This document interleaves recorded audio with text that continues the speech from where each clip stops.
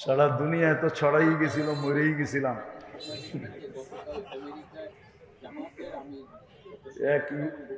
এক মিডিয়ালা আইসা বলতেছে, হুজুর আমার ভিউজ হয়েছে একদিনে 25 মিলিয়ন, শুধু আপনার মরণের খবর। এবার বোঝেন ওর পোয়া বারো কিরকম হয়েছে। 25 মিলিয়ন 24 ঘন্টায় ভিউজ হয়েছে আমার মরার খবর।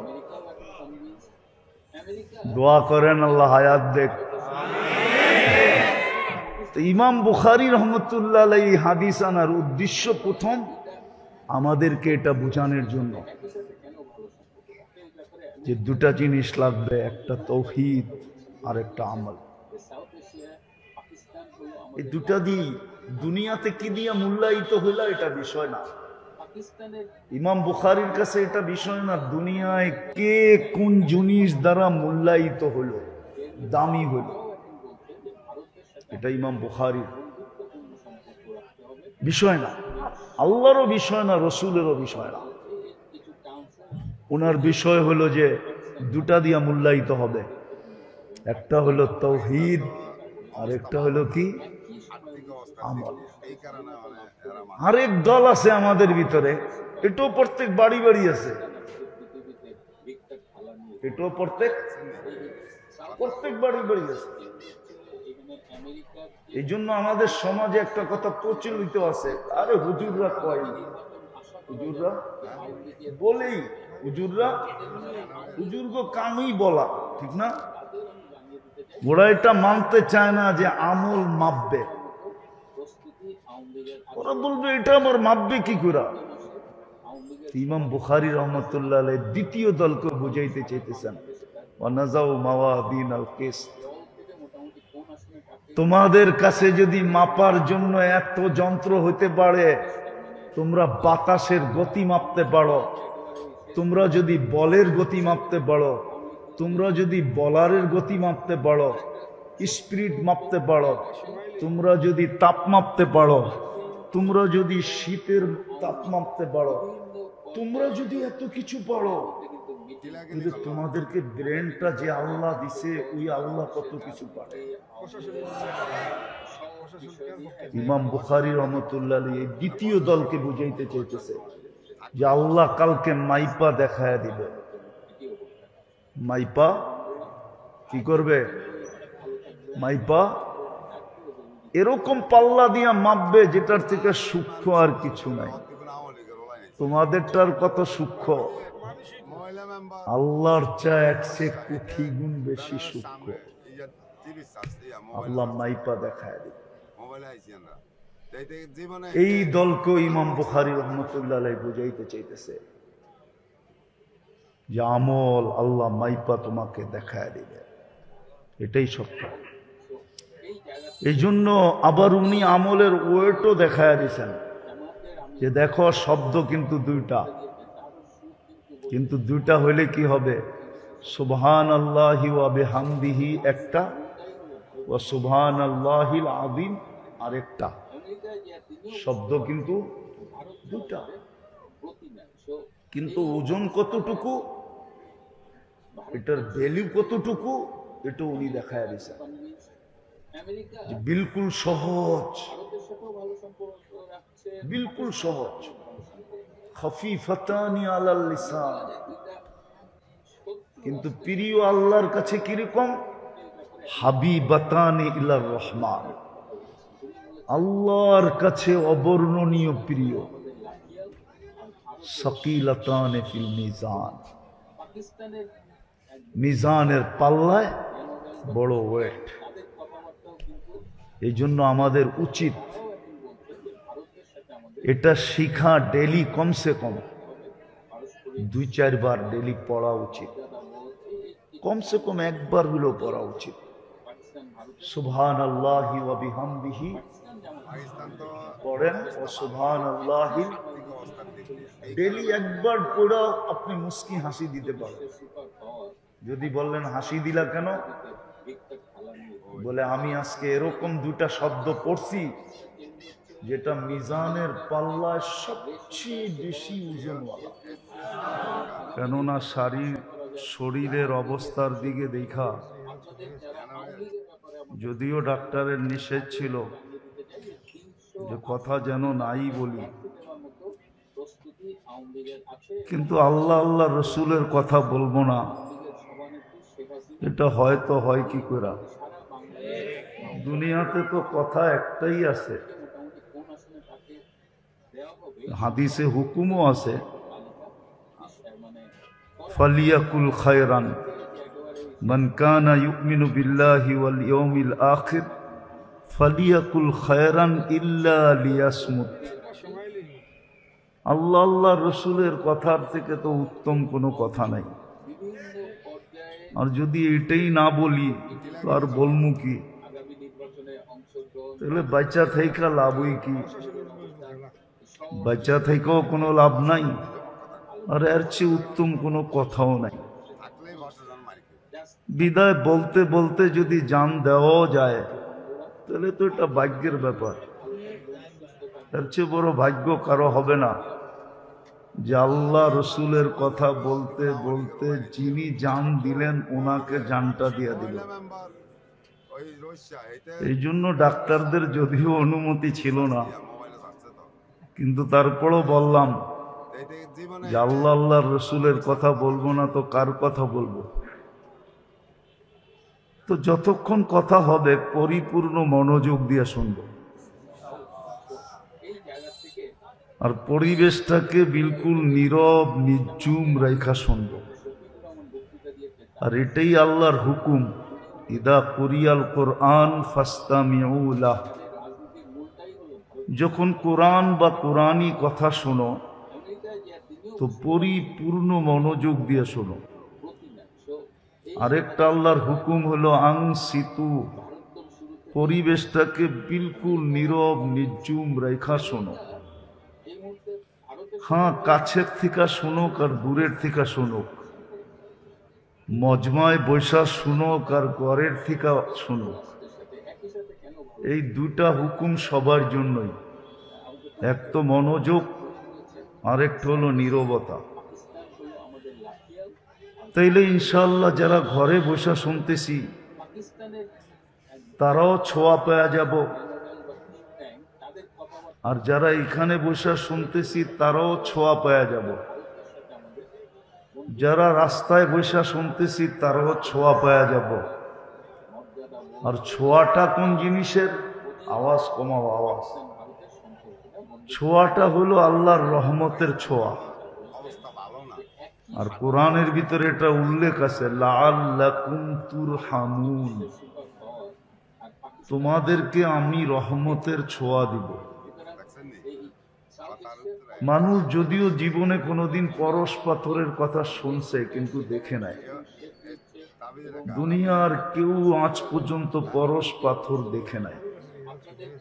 যেটা লাগাইলে লোহায় সোনা হয়, এটা দুনিয়ার মানুষ দেখে নাই, কিন্তু বলে। কিন্তু বাস্তব পরশ পাথর হলো আল্লাহর রহমতের ছোঁয়া লাগা। আল্লাহর রহমতের ছোঁয়া যার উপরে লাগে সে শুধু মানুষ হয় না,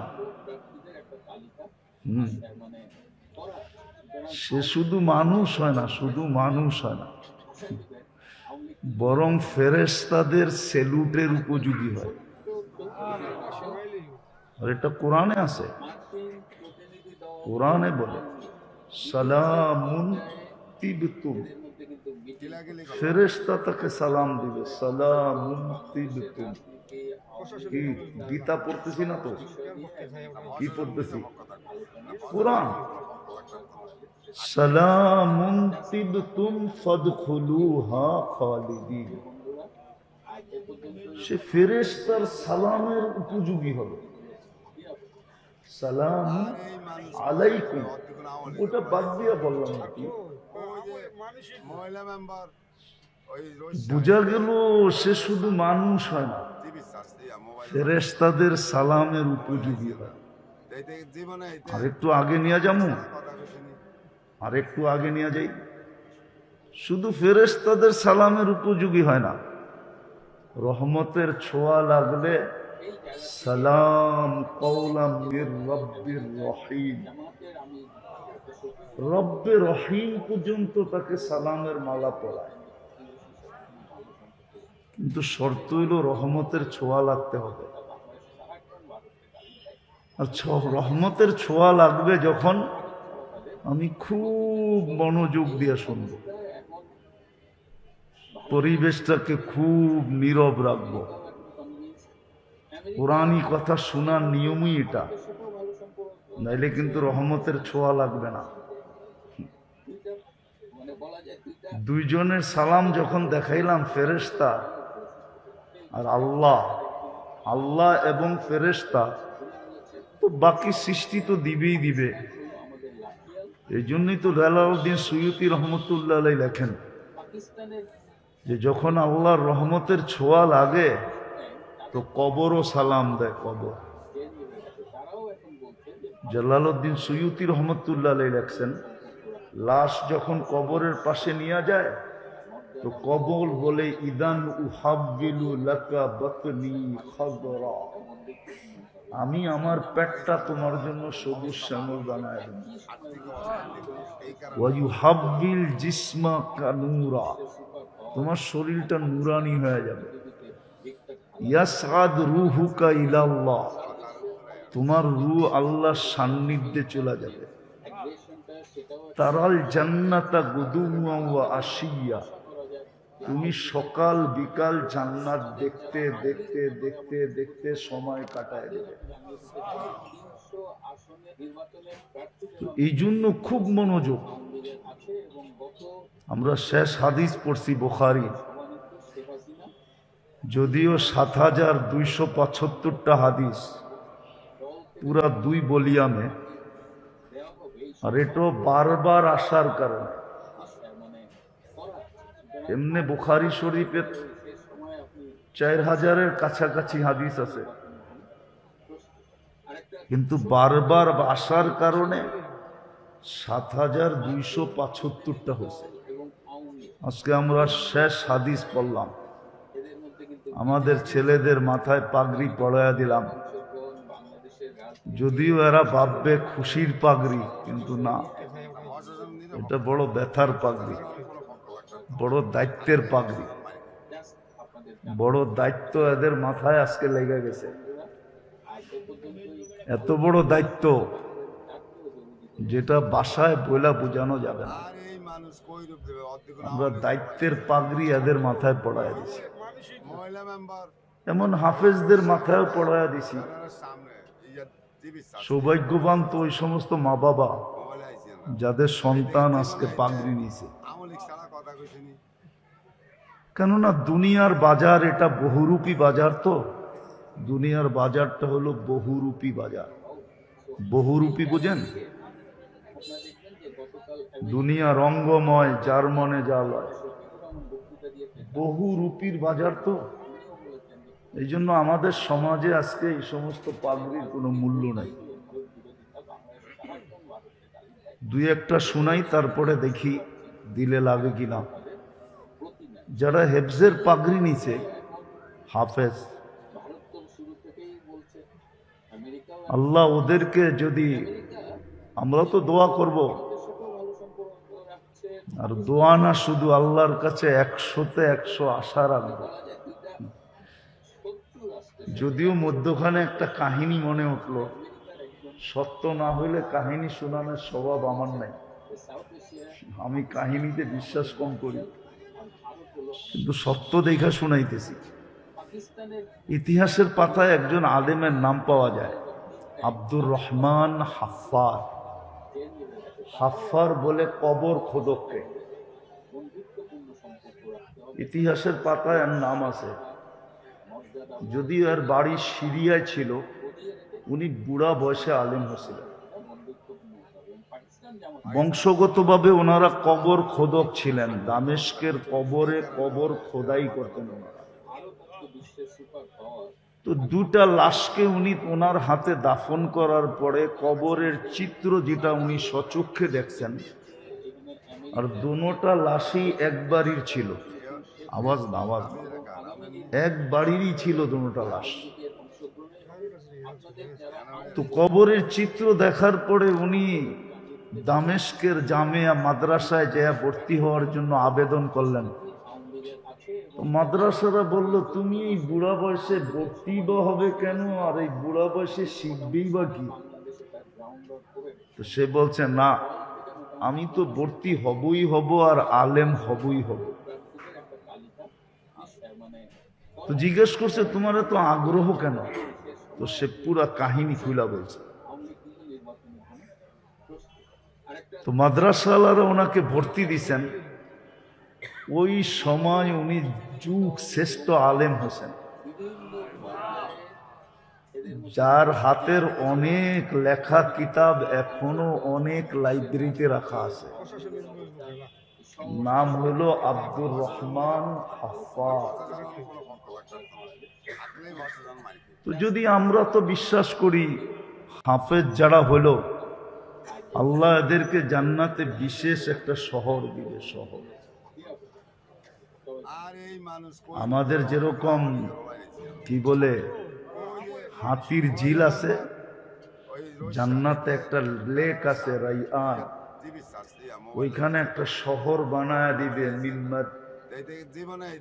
মিম্মারজান, মারজান পাথর দিয়া। লাহু ৭০ আলফা বাবান। ওই শহরে ঢুকতে হইলে ৭০,০০০ গেট পার হইতে হবে। আলা কুল্লি বাবিন ৭০ আলফা মালাইকাতান। প্রত্যেক গেটে ৭০,০০০ ফেরেশতা থাকবে। যখন হাফেজ ঢুকবে তো প্রত্যেক গেটে ফেরেশতা একে গার্ড অব অনার দিবে। সর্বশেষ গেট যখন অতিক্রম করবে তো ৪৯০ কোটি ফেরেশতার সালাম কমপ্লিট হবে, এবং প্রত্যেক ফেরেশতা উপটোকন দিবে। সবার মুখে একটাই স্লোগান থাকবে, হাদা কেরামাতান লিল কুরআন। কোরআনকে সিনায় ধারণ করার জন্য তোমাকে এই পুরস্কারে পুরস্কৃত করা হলো। শুধু জীবনে একবার না, যতবার সে ওইখানে যাবে আর যতবার ওইখান থেকে বাহির হবে। এমনকি মা বাবা যখন ওই শহর দেখতে যাবে তো মাকে মাতৃত্বের পুরস্কার দিবে, বাবাকে পিতৃত্বের পুরস্কার দিবে, পিতা হওয়ার পুরস্কার দিবে। এবার বোঝেন যারা হাফেজ হলো ওদের মা বাবা কিরকম সৌভাগ্যবান। আরো ১০ জনকে তো নিয়েই যাবে জান্নাতে। আমাদের সমাজে তো বহুত ঘর কম আছে যে ঘরে ১০ জন সদস্য আছে। আগে থাকতো, এখন ১০ জনওয়ালা সদস্যওয়ালা ঘর আমাদের দেশে এখন খুব কম। ১০ জনকে নিয়ে যাবে। এই জন্য আমাদের বড়রা লিখছিলেন যে প্রত্যেক মুসলমানের ঘরে উচিত ছিল একজন করে হাফেজ তৈরি করা, কমসে কম। এটা তার আখেরাতের পুঁজি ছিল। আর এখানে গ্রান্টি ছিল, কদ ওয়াজাবাত লাহুমুন নার, যাদের জন্য দোজখ অবধারিত ছিল, এরকম ১০ জনকে সুপারিশ করা জান্নাতে নিয়ে যাবে,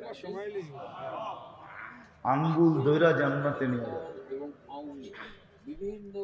গ্রান্টি ছিল। কিন্তু বললাম না, দুনিয়াটা বহুরূপী, রঙ্গময়, এই জন্য বোঝা কঠিন। আর এক একজন আলেম ৪০০ জনকে নিয়ে যাবে। আর গ্রান্টি বাংলাদেশও আছে নিয়ম, কিন্তু গ্রান্টি নাই। প্রেসিডেন্ট ইচ্ছা করলে প্রত্যেক ফাঁসির আসামি যদি প্রেসিডেন্টের কাছে আবেদন করে, সে ইচ্ছা করলে মাফ করতে পারে, কিন্তু করবে বইলা গ্যারান্টি নেই, পারে করতে। কিন্তু এই ৫৩-৫৫ বছরের প্রেসিডেন্ট কয়জনকে মাফ করছেন জানি না, পেপারে পাওয়া যাবে কিনা খোঁজা। কিন্তু কিয়ামতের দিন এদেরকে মাফ এদের উপরে গ্যারান্টি আছে। আল্লাহ এখনই গ্যারান্টি দিয়া রাখছেন যে 10 জন তোমাকে দিমু, 400 জন তোমাকে দিমু। আবার বইলা রাখছেন আর সুফাহা ও সালাত, 3 দলের বিদায় এদের পাগড়ির বড় মর্যাদা, যদিও আমার সমাজে মর্যাদা নাই। আমার সমাজে এটাকে মর্যাদার জিনিস মনে করা হয় না। যদি মনে করা হইতো তাহলে ইমাম বুখারী রহমতুল্লাহ আলাইকে শেষ হাদিস এটা আনতে হতো না, এটা না আনলেও চলতো। শেষ হাদিস বাবু ওয়ানাদাউ মাওয়াদিনাল কিসতা লিয়াউমিল কিয়ামা, এই অধ্যায় আনার দরকার ছিল না, এই হাদিসও আনার দরকার ছিল না, কোনো প্রয়োজন হতো না। বোঝা গেল 1000 বছর আগেই, আরো বেশি 1200-1300 বছর আগেই ইমাম বুখারী রহমতুল্লাহ আলাইহি বুঝা ফেলছিলেন যে একদিন আসবে এটার কোনো মূল্য থাকবে না। আসলে আমাদের সমাজে মূল্য নাই, আমাদের সমাজে মূল্য নাই। উনি জানতেন যে মূল্য হবে না, এই জন্য উনি বুখারীর শেষ হাদিস এটা নিয়ে আসছেন যে একদিন মানুষের কাছে এটার কোনো মূল্যবোধ থাকবে না। মানুষ মানুষকে মূল্যায়ন করবে দুনিয়ার মাধ্যমে। দুনিয়া যার কাছে আছে মূল্য তার আছে, দুনিয়া যার কাছে নাই তার কোনো মূল্য নাই। এটাই আমাদের সমাজের চালচলন সবকিছু। কিন্তু ইমাম বুখারী রহমতুল্লাহ এটাই বুঝাইতে চাইতেছেন যে এই বাজার বেশি দিন চলবে না, এই বাজার বেশি দিন চলবে না, অচিরেই এই বাজারটা অফ হয়ে যাবে। আর সত্য এটাই, প্রত্যেক ব্যক্তির মৃত্যুর সাথে সাথে তার বাজার অফ, চাই সে যত বড় বাজারই থাকে। মৃত্যু হয়ে গেল, বাজার শেষ, এখন নতুন বাজার শুরু। এই জন্য ইমাম বুখারী রহমতুল্লাহ আলাইহিকে এই বাব আনতে হয়েছে। যদিও কিতাবও উনি আনছিলেন, রদ্দে জাহমিয়া কিতাব আলা রদ্দিল জাহমিয়া, এটা একটা ফেরকা গোত্র, যদি এই নামে এখন দুনিয়াতে নাই, কিন্তু এই মতবাদের লোক আছে প্রত্যেক বাড়িতে।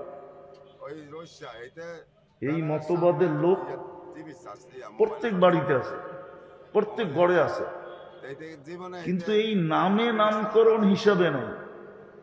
কিন্তু এরকম মত ধারণ করে, আর এটা দেখলে বোঝা যায়,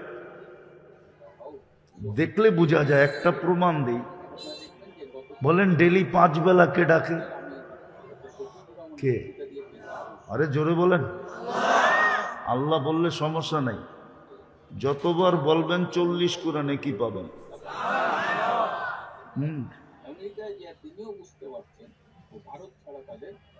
আর ইমাম বুখারী রহমতুল্লাহ আলাইহি লেখছেন যে আল্লাহর নামকে ওয়েট করার কোনো জিনিস নাই, আল্লাহর নামকে ওয়েট করতে পারে, ওজন করতে পারে। এই দ্বিতীয় ভলিউমই আছে, কিতাবুত তাওহীদের ভিতরেই আছে। আল্লাহর নামকে ওয়েট করার মতো কোনো কি নাই, কোনো দাড়ি নাই, কোনো পাল্লা নাই, কোনো বাটকারা নাই। আল্লাহ বানানি নেই, আল্লাহর নামকে কেউ ওয়েট করবে? এই জন্য আল্লাহ বললে সমস্যা নাই, 40 নেকি পাবেন। দোয়া করতে থাকেন, আল্লাহ সারা জীবনে একবার আল্লাহ বলা আপনি কবুল করে নেন। যদি একবার কবুল হলো, একবার, ইনশাআল্লাহ দেখা হবে। সমগ্র সৃষ্টি দিয়েও এটাকে ওজন করা সম্ভব হবে না। আল্লাহ নামটা কার? কি রাখছে? আল্লাহ নিজের নাম কি রাখছে? আল্লাহ। ওই আল্লাহ ডাকে, ঠিক না? চিনেন তো আল্লাহরে? চিনেন তো? কে? যিনি আমাদেরকে অস্তিত্ব দিচ্ছেন, ঠিক না? যিনি আমাদেরকে 24 ঘন্টা লালন পালন করেন, যিনি আমাদেরকে 24 ঘন্টা সুরক্ষা দেন। হায় হায় হায়, যার আমরা প্রত্যেক শ্বাসে শ্বাসে মুখাপেক্ষী, মুহতাজ, আনতুমুল ফুকারা। শ্বাসে শ্বাসে আমরা আল্লাহর মুহতাজ। চালায় তো চলি, না চালাইতে দিলে এক শ্বাস নেওয়ার ক্ষমতা নাই। আছে নাকি? বিশ্বাস করেন না করেন না? না, মনে হয় মনের থেকে করে না, ঠিক না? যুবক তো যৌবনের বাহাদুরির কারণে করে না। ও বলে আমার যৌবন আছে, যৌবনের বাহাদুরির কারণে এই কথাটা বিশ্বাস করে না। শ্বাসে শ্বাসে আল্লাহর মুহতাজ। টাকাওয়ালা টাকার বাহাদুরির কারণে করে না, পদালা পদের বাহাদুরির কারণে করে না, আধিপত্যওয়ালা আধিপত্যের বাহাদুরির কারণে করে না। কসম খোদার, যতটুকু করা দরকার অতটুকু করে না। যদি করতো তাহলে ওই আল্লাহ ডাকে 5 বার, মসজিদ ভরা না খালি, বাহিরে বেশি না ভিতরে বেশি? কয় গুণ বেশি? কত গুণ বলেন না? 90 গুণ বাহিরে বেশি, মাত্র 10% ভিতরে। যেই 2 নামাজের উপরে জান্নাতের গ্যারান্টি দিছিলেন, 2 নামাজের উপরে, হুজুররা একমত হবে কিনা আবার জানি না। মান সাল্লাল বারদাইন দাখালাল জান্নাহ।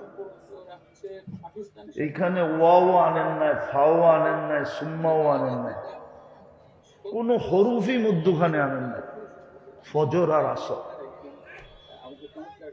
জান্নাতের গ্যারান্টি দিছিলেন, কিন্তু সবচেয়ে কম মুসল্লি ফজরে, ঠিক না? আমি তো হাদিস দিলাম, এবার কোরআন দিব। কোরআন তো বলে ইন্না কুরআনুল ফজরি কানা মাশহুদা। ফজরের নামাজ তোমার সর্বঘাটিতে তোমার পাহারাদার ছিল, সিকিউরিটি গার্ড ছিল, গার্ড। তোমাকে গার্ড দিয়ে নেওয়া যাবে। কিছু গার্ড দেখলে এমনি মানুষ রাস্তা ছেড়ে দেয়, কিছু গার্ড দেখলে কি করে? যেই গাড়ির সামনে পিছে সেনাবাহিনীর বহর দেখে, ওটা কি রাস্তা চাইতে হয় না এমনি দিয়ে দেয়? তো ফজরের নামাজ তো এরকম গার্ড ছিল, কোরআন আল ফজরি কানা মাশহুদা। কিন্তু ফজরের সবচেয়ে কম মুসল্লি। ডাকে কে? ডাকে হায় হায়, শুধু আল্লাহ তো ডাকে না, ঠিক না? তাহলে বোঝা গেল প্রত্যেক ঘরে ঘরে এই মতবাদের মানুষ আছে যে আমলের কোনো দরকার নেই, ঈমান তো আছেই। আমি তো আল্লাহকে বিশ্বাস করি, আমলের দরকার নাই, আমলের দরকার নাই। এটাই তো মার্জিয়ারা বলে। মার্জিয়াদের এক দলই তো জাহামিয়া, ওইখান থেকে বাগ হয়ে পড়ে জাহামিয়া হচ্ছে। ওরাও তো এটা বলে আমলের দরকার নেই। আমার সমাজও যেরকম বলে আমলের দরকার কি, ঈমান তো আছি, আল্লাহকে তো আল্লাহ বলে মানি, আমলের দরকার নাই। এই জন্যই তো মসজিদ খালি, বাজার ভরা, মসজিদ খালি, অফিস ভরা, মসজিদ খালি, আদালত ভরা। অথচ একটা যুক্তি দিব, এই এলাকায় তো মসজিদ হওয়ার কথা ছিল না, যুক্তিতে বলে না, যুক্তিতে বলে না।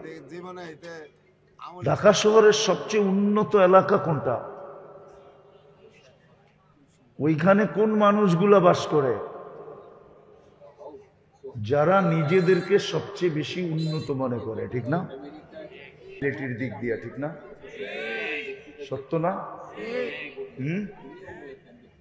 সর্বদিক দিয়ে যারা অ্যাবিলিটি রাখে ওরাই গুলশানে থাকে, ঠিক না? আচ্ছা, আল্লাহ মনে হয় গরিব, ঠিক না? আল্লাহ তো বলতে পারতো যে একটা মসজিদ, আজাদ মসজিদ দিয়া দিছি গুলশানে, দরকার হলে আরেকটা বানালো। আমার বাড়িটাও উন্নত সোসাইটিতে থাকুক, খিলগার মতো জায়গায় আমার বাড়ি দিব কেন? এটা আল্লাহর বাড়ি না? এটা কার ঘর? মসজিদ কার ঘর? আপনি আমাকে যুক্তি দিয়ে বোঝান। এই এলাকায় তো মসজিদ হওয়ার কথা ছিল, মসজিদ হওয়ার কথা ছিল উন্নত এলাকায়। আল্লাহর চেয়ে উন্নত কে? আল্লাহর চেয়ে টপে কে? আল্লাহর চেয়ে বড় ধনী কে? আল্লাহর চেয়ে বড় শক্তিশালী কে? আল্লাহ তো অল ইন অল, সবচেয়ে পাওয়ারফুল। উনি কেন মসজিদটা খিলগায় দিল? উনি কেন মসজিদটা প্রত্যেক মহল্লায় মহল্লায় দিল? ওনার ঘরটাকে কেন দিল? উনি আমাদের দিকে চেয়ে দিয়েছিলেন, আমাদের দিকে। এই জন্যই তো আল্লাহ কোরআনে বলছিলেন, মা গররাকা বিরাব্বিকাল কারীম, তোর দিকে তাকায় এত দয়া করলাম, তারপরও তুই আমার থেকে দূরে চলে গেলি। মা গররাকা বিরাব্বিকাল কারীম, আমার মতো দয়ালু রব থেকে তোকে দূরে সরাইল কে? তারপরও আমি ডাকতেছি, তুই আসিস না। ইমাম বুখারী রহমতুল্লাহ আলাইহি সর্বশেষ বাব দ্বারা, অধ্যায় দ্বারা, সর্বশেষ হাদিস দ্বারা আমাদেরকে দুটা জিনিস বুঝাইতে চাইতেছিলেন। যদিও এই কিতাব কোন এক সম্প্রদায়কে রদ করার জন্য, প্রত্যাখ্যান করার জন্য ইমাম বুখারী রহমতুল্লাহ আলাইহি নিয়ে আসছিলেন, কিন্তু উনি দুইজনকে প্রত্যাখ্যান করতে চাইছেন, আবার একটা জিনিসকে প্রমাণ করতে চাইছেন। দুটা জিনিসকে উনি প্রমাণ করতে চাইছেন, আর দুই সম্প্রদায়কে উনি ডিনাই করতে চাইছেন, রদ করতে চাইছেন। বললাম না, যদিও নামকরণ হিসাবে আমাদের দেশে নাই, কিন্তু প্রত্যেক ঘরে ঘরে এই মতবাদের লোক আছে। নারী আছে, পুরুষ আছে, যুবক আছে, বৃদ্ধ আছে, শিক্ষিত আছে, অশিক্ষিত আছে, ধনী আছে, গরিব আছে, শাসক আছে, শাসিত আছে, পদস্থ আছে, পদহীন আছে, প্রত্যেক শ্রেণীর মানুষ আছে যারা আমলের প্রয়োজন মনে করে। বলে আমলের প্রয়োজন নাই, প্রমাণ দিলাম আমি। যদি আমলের প্রয়োজন মনে করত, তাইলে কমসে কম একটা হইলেও করত। যে একটা না, 100টা ছিল। যেমন নামাজ একটা না, নামাজের ভিতরে 100টা রাখা আছে, 100। এই জন্যই তো হাদিস ঘোষণা দিছেন, ইদা সালুহা সালুহা সাইরুল আমাল। নামাজ যদি আল্লাহকে কমপ্লিট করে দেখাইতে পারো, তাহলে আল্লাহর রসুল বলে আল্লাহ তোমাকে কমপ্লিট বইলা লেখা দিবে। নামাজ কমপ্লিট, জীবন কমপ্লিট। নামাজ ওকে, জীবন ওকে। নামাজ পূর্ণ, সবকিছু পূর্ণ। আর কোনটার ভিতরে আল্লাহ কুদরতি হাত লাগাইও দেখবেন না। নামাজ ওকে, ঠিক, কমসে কম একটা করতো। কিন্তু সবচেয়ে বেশি দেখা যায় দুর্বলতা এখানেই আমাদের, নামাজের প্রয়োজন মনে করে না। যদিও কে ডাকে? কে ডাকে? আরে বলেন না, কে ডাকে? যার আমরা শ্বাসে শ্বাসে মুখাপেক্ষী। শুধু আল্লাহ ডাকে না, যিনি 99টা পদের মালিক ডাকে। 99টা আমাদেরকে জানায়া দিছেন। এমনি তো আল্লাহ অগণিত পদের মালিক, আমাদেরকে 99 পদের মালিক ডাকে। আল্লাহ ডাকে না, শুধু রহমান ডাকে, রহিম ডাকে, মালিক ডাকে, কুদ্দুস ডাকে, সালাম ডাকে, মুমিন ডাকে, মুহাইমিন ডাকে, আজিজ ডাকে, জব্বার ডাকে, মুতাকাব্বিরুল খালিকুল বারিকুল মুসাব্বিরুল গফফারুল কহারুল ওয়াহাবুর রাজ্জাকুল ফাত্তাহুল আলিমুল কাবিদুল বাসিতুল খাফিদুর রাফিউল মুইজ্জুল মুদিল্লুস সামিউল বাসীরুল হাকামুল আদলুল লতীফুল খাবীরুল হালিমুল আযীমুল গফুরুশ শাকুরুল আলিয়ুল কবীরুল হাফিজুল মুকীতুল হাসিবুল জলিলুল করিমুর রকিবুল মুজিবুল ওয়াসি আল হাকীমুল ওয়াদুদুল মজিদুল বাঈসুশ শহীদুল হকুল وقيل القوي المتين الولي الحميد الموصي المبدي المعيد المحيي المميت الحي القيوم الواجد الماجد الواحد الأحد الصمد القادر المقتدر المقدم المؤخر الأول والآخر الظاهر والباطن الوالي المتوالي البر التواب المنتقم العفو الرؤوف مالك الملك ذا الجلال والإكرام المقسط والجامع والغني والمغني المانع الدار النافع النور الهادي البديع والباقي الوارث والرشيد الصبور جل جلاله নিরানব্বই পদের মালিক আল্লাহ। তারপর 90 জন প্রয়োজন মনে করেন, কিন্তু ইমাম বুখারী রাহমাতুল্লাহ আলাইহি বুঝাইতে চাইতেছেন বড় প্রয়োজন হবে। ওয়ানাযাউ মাওয়াজিনাল কিসতা লিয়াউমিল কিয়ামা। হ্যাঁ, বড় প্রয়োজন হবে, কেননা তোমাকে মাপাই হবে আমলের পাল্লা দিয়া। দুটা মিটার দিয়া তোমাকে মাপা হবে, একটা হলো ঈমান আর একটা হলো আমল। ঈমানের ভিতরে কেমন ঈমান, ওটাই বলে দিয়েছেন তাওহীদ ওয়ালা ঈমান। এক সময় ছিল মানুষ তাওহীদ শিখত, এখন মানুষ তাওহীদ শিখে না। এক সময় তাওহীদের চর্চা হতো, প্রত্যেক জায়গায় জায়গায় হালকা হতো, প্রত্যেক মসজিদে মসজিদে এটার তালিম হতো, তাওহীদের তালিম। কেননা শুধু ঈমান চান না, তাওহীদ ওয়ালা ঈমান চান। ঈমান শুধু চান না, তাওহীদ ওয়ালা। মাত্রাও চান না, মাত্রা বিন্দু হোক, জাররা হোক, জাররা। কিন্তু যদি ঈমান তাওহীদ ওয়ালা হয় আর বিন্দু হয়, তাহলে আমি একটা হাদিস দিতেছি, দুটা হাদিস, হাদিসে কুদসি। আল্লাহ বলে, যদি তোমার গুনাহ দ্বারা যদি সৌরজগৎ ঘোরা গেল, ওয়ালাউ বালাগাত যুনুবুকা ইনানাস সামা ওয়া মা আশরাকতা বিহি, গুনাহ দ্বারা সৌরজগৎ ঘোরা গেল। এখন তো আপনাদের কাবার আমার সৌরজগৎ পড়াইতে হবে, সময় তো নাই সৌরজগৎ পড়াবো, যে সৌরজগৎটা কত বড়। আমরা তো জানি না সৌরজগৎ কত বড়, প্রথম আকাশের নিচটা কত বড় এটা আমরা জানি না। একটা ধারণা দিতেছি, আমাদের দুনিয়াতে যেরকম মহাদেশ আছে, কয়টা এখন? 7টা না 8টা? 7টা, ঠিক না? প্রথম আকাশের নিচে মহাদেশ আছে 100 কোটি। এটাকে বিজ্ঞানের ভাষায় সুপার ক্লাস্টার বলে। এই 100 কোটি মহাদেশ মিলা প্রথম আকাশের সামনে একটা বিন্দুর মতো ছোট। আল্লাহ বলে, তোর গুনাহ দিয়া যদি এই সৌরজগৎ ভরা যায়, আর যদি তোর তাওহীদ তোর কাছে হইল জাররা বরাবর, আর আমার কাছে মাপ চাইলি, তাহলে আমি মাফ করা দিব। অলা উবালি, আমি পরোয়াই হবে না তুমি কত গুনাহ করলে। ফাস্তাগফারতানি ফাগফারতু লাকা ওয়ালা উবালি। আফসোস তো এটাই আমার, যে এই উম্মত আল্লাহ চিনল, আল্লাহর আর নিজের মাঝে সম্পর্ক বুঝল।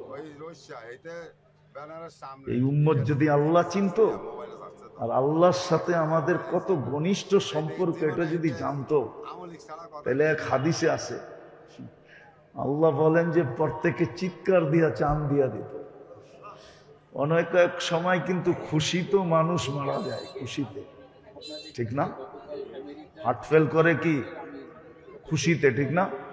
আল্লাহ বলে খুশিতে মরে যেত, আমরা জানি না। দ্বিতীয় আল্লাহ বলে তোর যদি মাপ চাওয়ার সুযোগ না হয়, মাপ চাওয়ার সুযোগ হইল না, লাউ আতাইতানি বিকুরাবিল আরদি খাতায়া, পুরো জমিনের পরিধি তুমি গুনাহ দিয়া ভরা দিলা, কিন্তু মাপ চাওয়ার সুযোগ হইল না।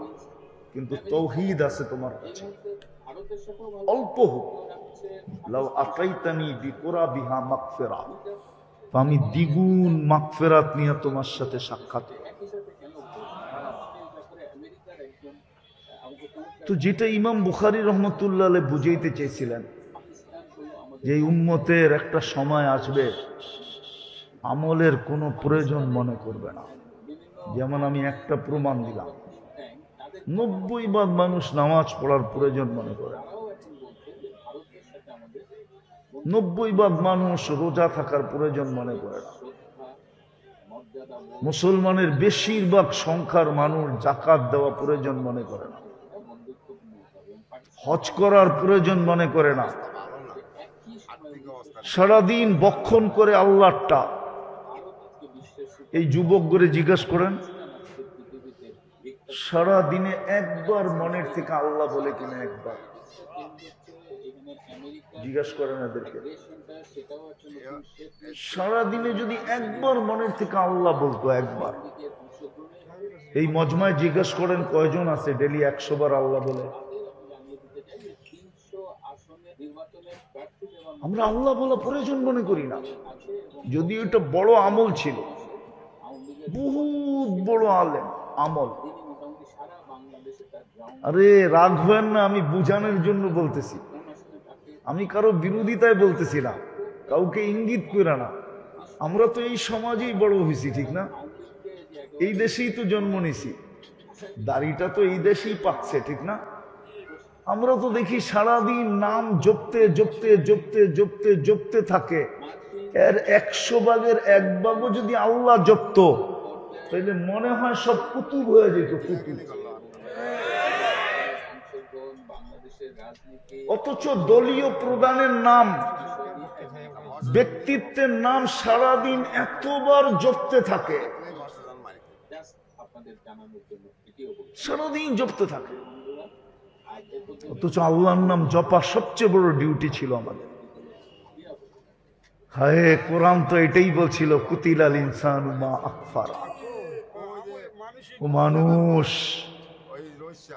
এই জন্যই তো 96 বার বলছেন আল্লাহ আর রহমানের ভিতরে 96টা নেয়ামতের কথা বলছেন। প্রত্যেকটা নেয়ামতের পরে আল্লাহ কি বলছে? সাবিয়াইয়ে।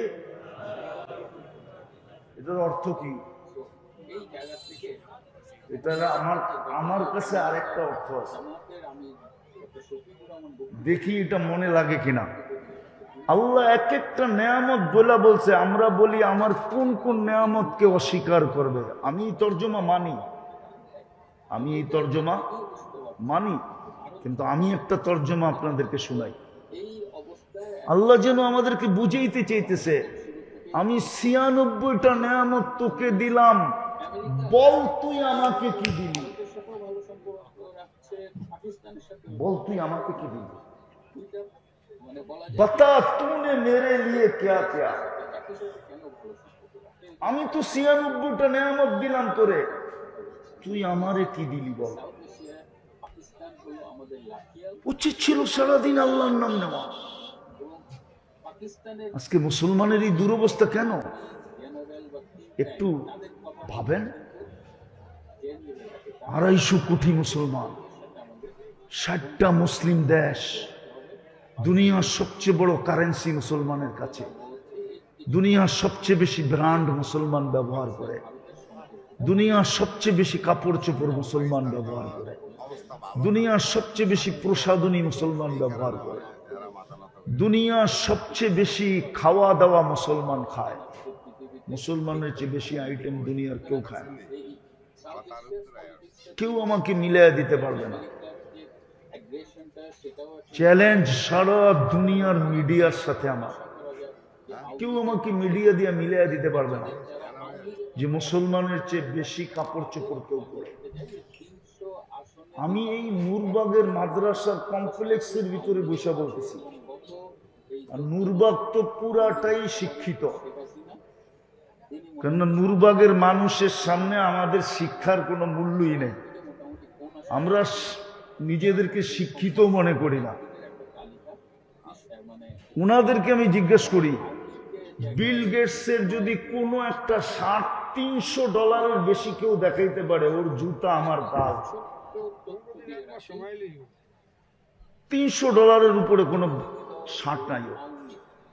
কিন্তু এই নূরবাগে এরকম লোক পাওয়া যাবে, নাম বলবো না, চিনি আমি, যার একটা গেঞ্জির দাম, গেঞ্জির হাতা কাটা গেঞ্জির দাম সিঙ্গাপুরি ডলারে $1,500। আমরা চিনি, আমরা দুনিয়া ঘুরে বেড়াই, আমরা চিনি। মুসলমানের চেয়ে দামি জিনিস কেউ পড়ে না। তারপরও মুসলমান আজকে সারা দুনিয়া ঘৃণিত কেন, দীক্ষিত কেন, অবহেলিত কেন, লাঞ্ছিত কেন, বঞ্চিত কেন, এই দুরবস্থা কেন? যদি মুসলমানদের দুরবস্থা আমার যুবকরা না দেখতো, ওরা সারাদিন নেটে দেখতে থাকে যে ইসলাম মুসলমান মানি একটা কলঙ্ক। এই জন্য ও চুলের স্টাইল পাল্টায় ফেলছে, চুলের স্টাইল চেঞ্জ। ও জানে মুসলমান এটা একটা কলঙ্ক নাম, বিদায় আমি চুলের স্টাইলটা চেঞ্জ করে দেখি আমার মাথার থেকে কলঙ্কের তিলকটা আমি সরাইতে পারি কিনা। এই জন্য ওর পোশাক আশাক ভিন্ন, ওর চাল চলন ভিন্ন, আমাদের যুবতীদের চাল চলন ভিন্ন, আমার পুরো সমাজের চাল চলন ভিন্ন। নইলে যে উম্মতকে দাড়ি দিলেন জান্নাতে যাওয়ার জন্য, ওই উম্মত দাড়ি শেভ করে? এই উম্মতকে তো দাড়ি দিছে জান্নাতে যাওয়ার জন্য। আমি হাদিস দিতে পারি আপনাকে, যাকে আল্লাহ মুসলমানের ঘরে নিজে নির্বাচিত করলেন, আল্লাহ উম্মতে মুহাম্মদী বানাইলেন। বুঝা আমি শেষ জায়গায় চলে আসছি, জোশে জোশে অনেক লম্বা চলে গেছি। যদিও ডাক্তার এখানে বসে বড় বড় চোখ করে আমার দিকে দেখতেছে, আছে আপনাদের মজলিসে ডাক্তার আছে, বড় বড় চোখ করে দেখতেছে যে হুজুর তো লম্বা চলতেছে, অথচ একটু আগেই আমার রিপোর্ট চেক করে আসছে। সারা দুনিয়ায় তো ছড়াই গেছিল, মরেই গেছিলাম।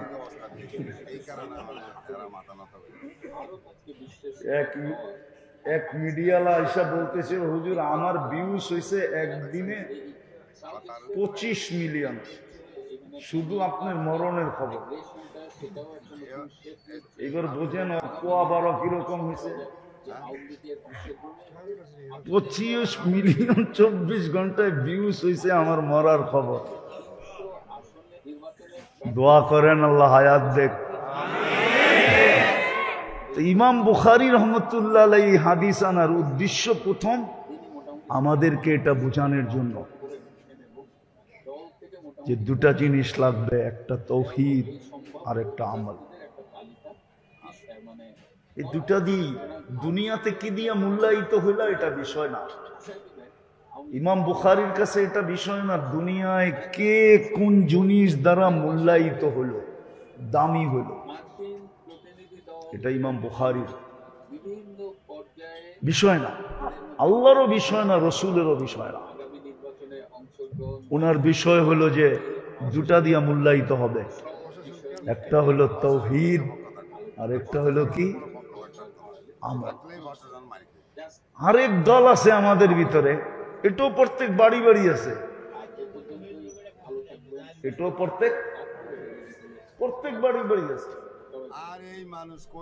এই জন্য আমাদের সমাজে একটা কথা প্রচলিত আছে, আরে হুজুররা কয়, হুজুররা বলেই,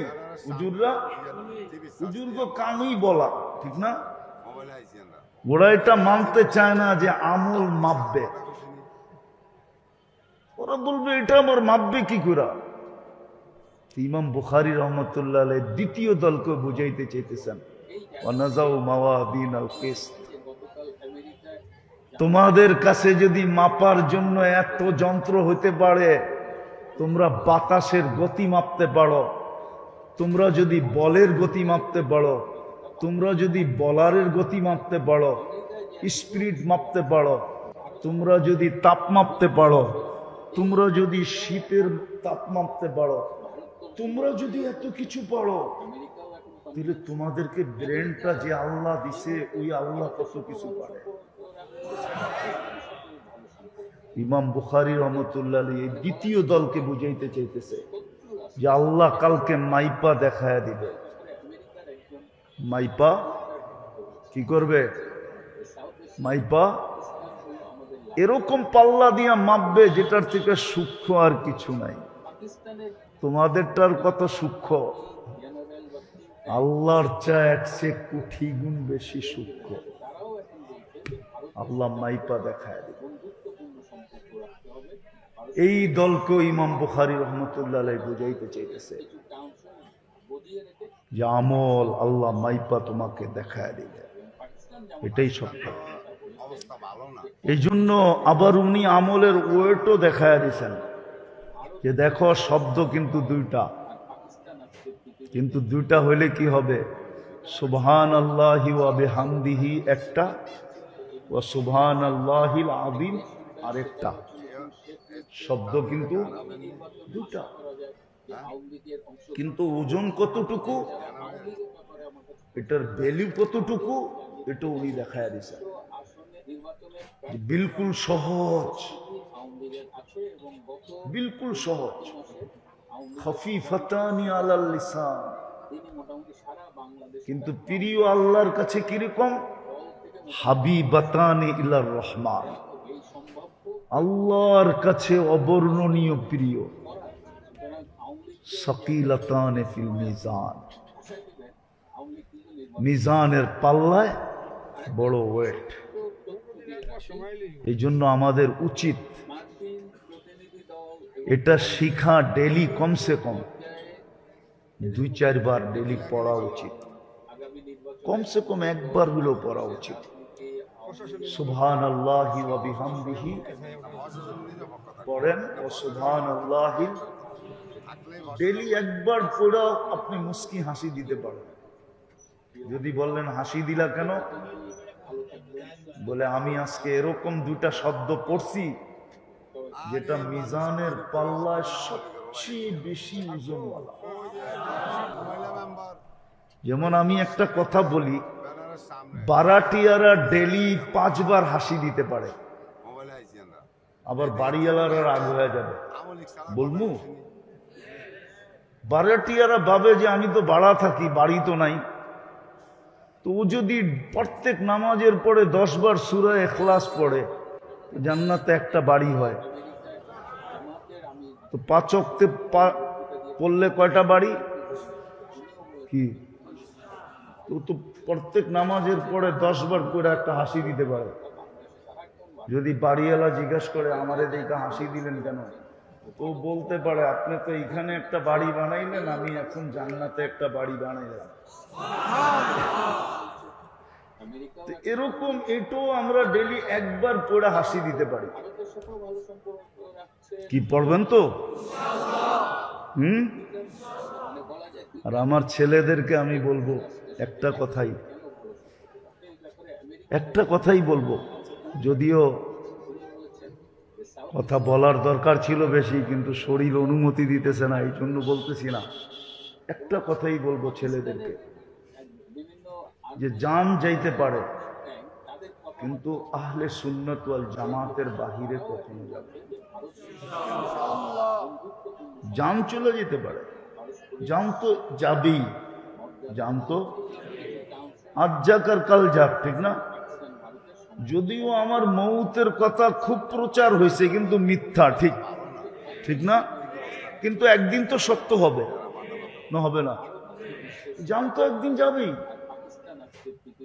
কিন্তু জান চলে যেতে পারে, কিন্তু কোনদিন আমরা আহলে সুন্নাত ওয়াল জামাতের বাহিরে বাহিরে যাব। যদি এটার ভিতরে থাকো তাহলে তুমি দেওবন্দিয়াতের ভিতরেও থাকবে।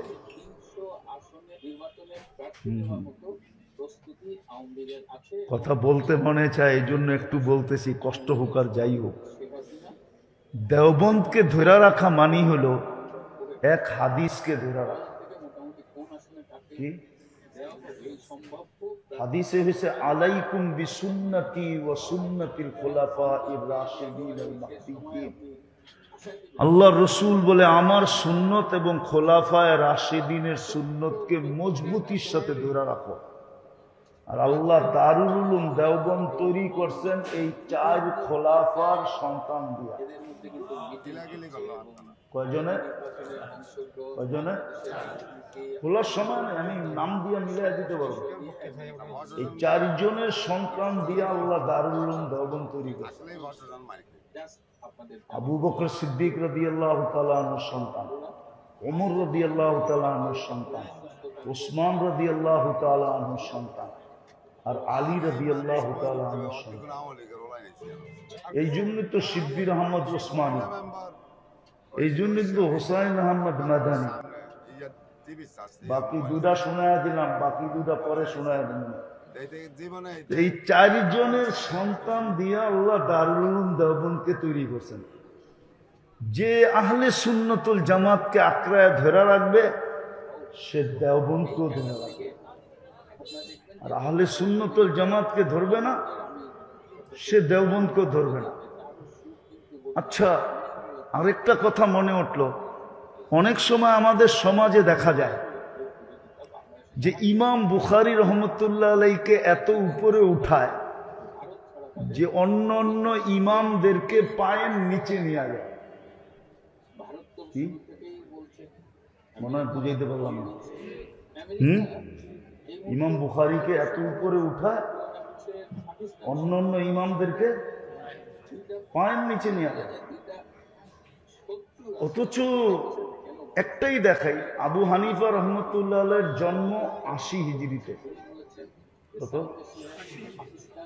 ওনার ইন্তেকাল 150 হিজরিতে, আর 150 হিজরি পর্যন্ত সাহাবাদের দৌড়। ঠিক আছে, আরো 44 বছর যোগ করেন, কত হবে? 194 হিজরিতে ইমাম বুখারী রহমতুল্লাহ আলাইহির জন্ম। আবু হানিফা রহমতুল্লাহ আলাইহির মৌতেরও 44 বছর পরে জন্ম। কার? ইমাম বুখারী রহমতুল্লাহ আলাইহি। যে 44 বছর আগে মারা গেছে ইমাম তিরমিজি রহমতুল্লাহ আলাইহির কথা মতো, যে আমার চেয়ে যে বয়সে একদিন বড় সে আমার চেয়ে বেশি কয়েকশো গুণ বেশি মঙ্গল রাখে। বলছে কেন? বলছে সে আল্লাহর রসুলের জমানার আমার থেকে একদিন আগে। অথচ আবু হানিফা রহমতুল্লাহ আলাইহি পুরা সাহাবাদের জমানা পাইছে। আরেকটা মজার খবর শুনুন, শেষ হাদিস যেটা পড়লো আশকাব, যেটা আশকাব কি রাবির নাম কি? আহমদ ইবনে আশকাব। ইনি আবু হানিফা রহমতুল্লাহ আলাইহির ছাত্র, ইনি কুফি। ইনি কি? ইমাম বুখারী রহমতুল্লাহ আলাইহির শেষ হাদিসও আনছেন আবু হানিফা রহমতুল্লাহ আলাইহির ছাত্রের দেখা। আবার বুখারীর যে প্রথম হাদিস এই ইন্নামাল আমালু বিন্নিয়াত, এই প্রথম রাবি ও হুমায়দি, এই হুমায়দিও আবু হানিফা রহমতুল্লাহ আলাইহির ছাত্র। আমি আসমাউর রিজালের উপরে তকরির করতে চাইতেছি না, এখন মহলই নেই, ছেলেদের ভিতরে এতটুকু যোগ্যতাই নাই। এই হুমায়দিও আবু হানিফা রহমতুল্লাহ আলাইহির ছাত্রের ছাত্র। আবু হানিফা রহমতুল্লাহ আলাইহির দাদা উস্তাদ। যারা বলে যে ইমাম বুখারী রহমতুল্লাহ আলাইহি আবু হানিফার উপরে আঙ্গুল উঠাইছেন, আবু হানিফা রহমতুল্লাহ আলাইহি আমাদের মতো বেয়াদব ছিলেন। উনি যদি বেয়াদব হইতেন তাহলে আল্লাহ ওনাকে এত বড় মাকামে উঠাইতেন না। দাদা ওস্তাদের মর্যাদা ওনার কাছে ছিল। বিদায় যতটুকু বললাম, চলেন তৌহিদ আর ওমা আলাইনা ইল্লাল বালাগ। মুমিন ডাকে, মুহাইমিন ডাকে, আজিজ ডাকে, জব্বার ডাকে, মুতাকাব্বিরুল খালিকুল বারিকুল মুসাব্বিরুল গফফারুল কাহ্হারুল ওয়াহ্হাবুর রাজ্জাকুল ফাত্তাহুল আলিমুল কাবিদুল বাসিতুল খাফিদুর রাফিউল মুইজ্জুল মুদিল্লুস সামিউল বাসীরুল হাকামুল আদলুল লতীফুল খবীরুল হালিমুল আযীমুল গফুরুশ শাকুরুল আলিয়ুল কবীরুল হাফিজুল মুকীতুল হাসিবুল জলিলুল করিমুর রকিবুল মুজিবুল ওয়াসি আল হাকিমুল ওয়াদুদুল মজিদুল বাঈসুস শহীদুল হকুল وقيل القوي المتين الولي الحميد الموصي المبدي المعيد المحيي المميت الحي القيوم الواجد الماجد الواحد الأحد الصمد القادر المقتدر المقدم المؤخر الأول والآخر الظاهر والباطن الوالي المتوالي البر التواب المنتقم العفو الرؤوف مالك الملك ذا الجلال والإكرام المقسط والجامع والغني والمغني المانع الدار النافع النور الهادي البديع والباقي الوارث والرشيد الصبور جل جلاله 99 পদের মালিক আল্লাহ। তারপর 90 জন প্রয়োজন মনে করেন, কিন্তু ইমাম বুখারী রহমতুল্লাহ আলাইহি বুঝাইতে চাইতেছেন বড় প্রয়োজন হবে। ওয়ানাযাউ মাওয়াজিনাল কিসতা লিয়াউমিল কিয়ামা। হ্যাঁ, বড় প্রয়োজন হবে, কেননা তোমাকে মাপাই হবে আমলের পাল্লা দিয়া। দুটা মিটার দিয়া তোমাকে মাপা হবে, একটা হলো ঈমান আর একটা হলো আমল। ঈমানের ভিতরে কেমন ঈমান ওটাই বলে দিয়েছেন, তাওহীদ ওয়ালা ঈমান। এক সময় ছিল মানুষ তাওহীদ শিখতো, এখন মানুষ তাওহীদ শিখে না। এক সময় তাওহীদের চর্চা হতো, প্রত্যেক জায়গায় জায়গায় হালকা হতো, প্রত্যেক মসজিদে মসজিদে এটার তালিম হতো, তাওহীদের তালিম। কেননা শুধু ঈমান চান না, তাওহীদ ওয়ালা ঈমান চান। ঈমান শুধু চান না, তাওহীদ ওয়ালা। মাত্রাও চান না, মাত্রা বিন্দু হোক, জাররা হোক, জাররা। কিন্তু যদি ঈমান তাওহীদ ওয়ালা হয় আর বিন্দু হয়, তাহলে আমি একটা হাদিস দিতেছি, দুটা হাদিস, হাদিসে কুদসি। আল্লাহ বলে, যদি তোমার গুনাহ দ্বারা যদি সৌরজগৎ ভরা গেল, ওয়ালাউ বালাগাত দুনুবুকা ইনানাস সামা ওয়া মা আশরাকতা বিহি, গুনাহ দ্বারা সৌরজগৎ ভরা গেল। এখন তো আপনাদের কাবার আমার সৌরজগৎ পড়াইতে হবে, সময় তো নাই সৌরজগৎ পড়াবো, যে সৌরজগৎটা কত বড়।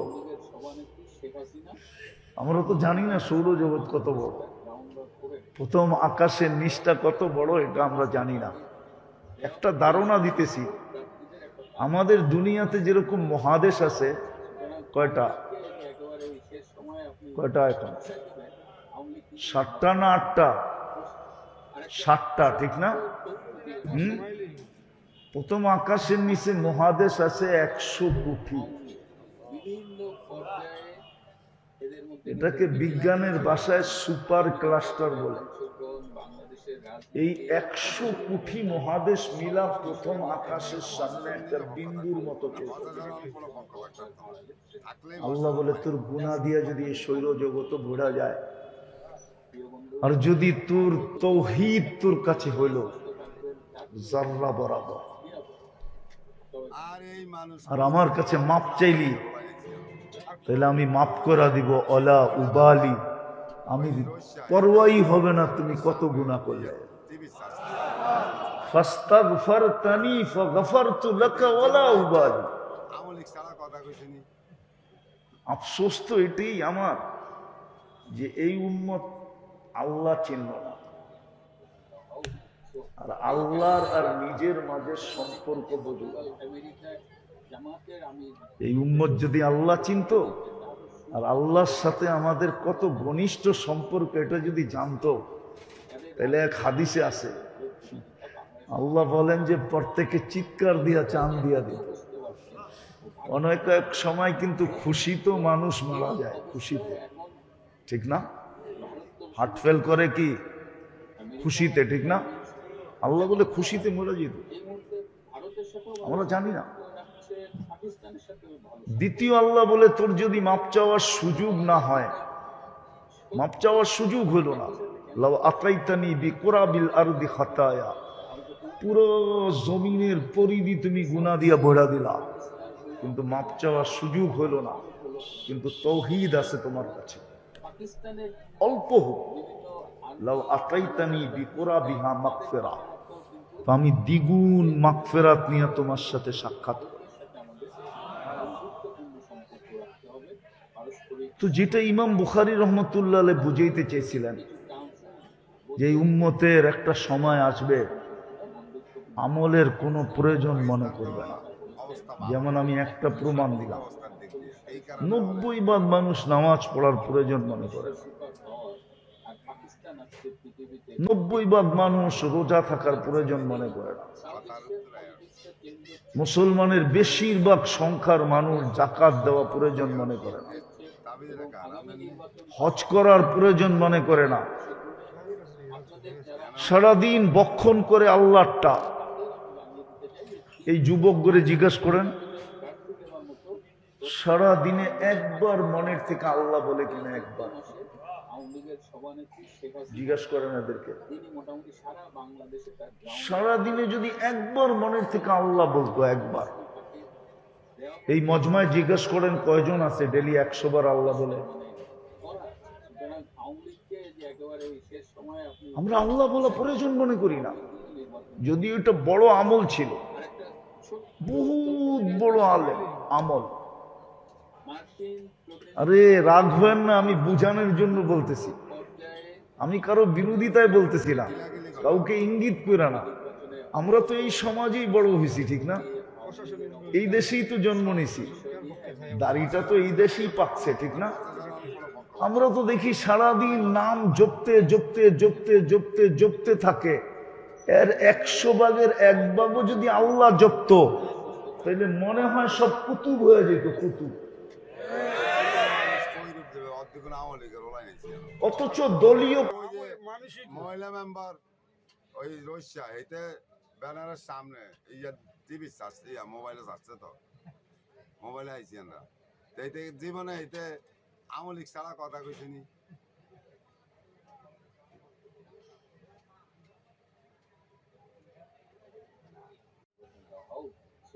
এই জায়গা থেকে আপনারা দেখবেন যে গতকাল আমেরিকায় জামাতের আমির ডক্টর শফিকুর রহমান বক্তৃতা দিয়েছে, তারও সুর কিন্তু বদলে গেছে। তিনিও বলেছেন যে প্রতিবেশীর সাথে তিনি ভালো সম্পর্ক রেখেছেন।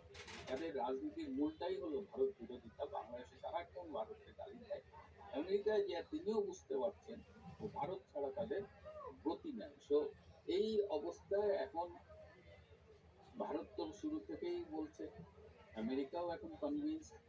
আমেরিকা এই মুহূর্তে ভারতের সাথেও ভালো সম্পর্ক রাখছে, পাকিস্তানের সাথেও ভালো সম্পর্ক রাখছে।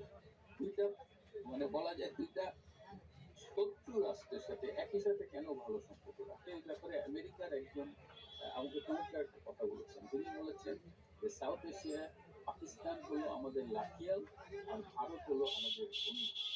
এবং পাকিস্তানের বিভিন্ন আর্মি জেনারেল বা থিঙ্ক ট্যাঙ্ক তাদের কথাবার্তাও কিন্তু চেঞ্জ হয়ে গেছে। তারাও এখন বলছে যে ভারতের সাথে আমাদের বন্ধুত্বপূর্ণ সম্পর্ক রাখতে হবে, পারস্পরিক শ্রদ্ধা, মর্যাদা বোধ, এই কিছু টার্মস বুঝিয়ে রেখে পাকিস্তান ভারতের সম্পর্কটা বন্ধুত্বপূর্ণ হতে হবে। পাকিস্তান যেমন পাকিস্তান তো অবস্থা ভালো না আর্থিক অবস্থার দিক দিয়ে, এই কারণে মানে এরা মাথা নত করে রাখে। ভারত আজকে বিশ্বের সুপার পাওয়ার আর পাকিস্তান আজকে পৃথিবীতে ভিক্টর খেলা নিয়ে, সুতরাং এই সাউথ এশিয়ার পলিটিক্সটা চেঞ্জ হচ্ছে।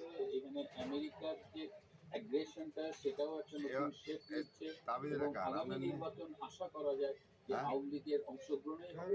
আপনাদের যারা আওয়ামী লীগের ব্যাপারে আমার কাছে খোঁজ খবর রাখতে চান তাদের আমি জানিয়ে দিতে চাই যে 300 আসনে নির্বাচনে প্রার্থী দেওয়ার মতো প্রস্তুতি আওয়ামী লীগের আছে এবং গত এই 14 মাসে আওয়ামী লীগের সভানেত্রী শেখ হাসিনা তিনি মোটামুটি সারা বাংলাদেশে তার গ্রাউন্ড ওয়ার্ক করে রেখেছেন এবং দল থেকে মোটামুটি কোন আসনে তাকে দেওয়া হবে এই সম্ভাব্য প্রার্থীদের একটা তালিকা মানে করা আছে। সুতরাং আওয়ামী লীগকে যে একেবারে ওই শেষ সময়ে আপনি আশা দিবেন আওয়ামী লীগ কিন্তু নির্বাচনের জন্য প্রস্তুত। আরেকটা ছোট্ট তথ্য দিয়ে রাখি, মার্কিন প্রতিনিধি দল এবং আওয়ামী লীগ বিভিন্ন পর্যায়ে এদের মধ্যে কিন্তু মিটিং কিলাকিলি হচ্ছে করলো এবং আপনারা। আগামী নির্বাচনে অংশগ্রহণ, বাংলাদেশের রাজনীতি, আওয়ামী লীগের অবস্থা